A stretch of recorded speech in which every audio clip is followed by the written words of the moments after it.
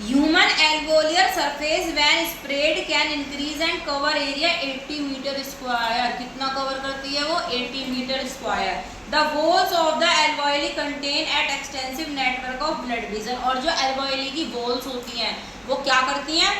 Exchange of gases करती हैं। किसके साथ? ब्लड के साथ। भैया ये बोलते हैं ना कि ब्लड तो नसों में आता है भैया, हमारा वेन्स में आता है, तो वो कैसे उसके साथ एक्सचेंज करता है? तो उसकी वॉल जो होती है ब्लड की वॉल से क्या होती है?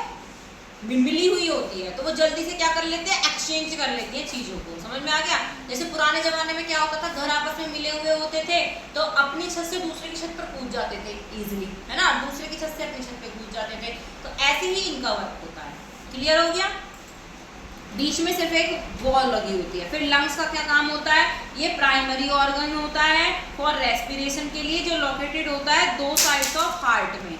Lungs allow the transport of oxygen from the atmosphere into blood and release CO2 from blood to the atmosphere. मतलब O2 लेता है ब्लड में और ब्लड CO2 कहाँ भेज देता है? हमारे एटमॉस्फेयर में। ये काम कौन करता है? लंग्स। कौन करता है? लंग्स। समझ में आ गई? अब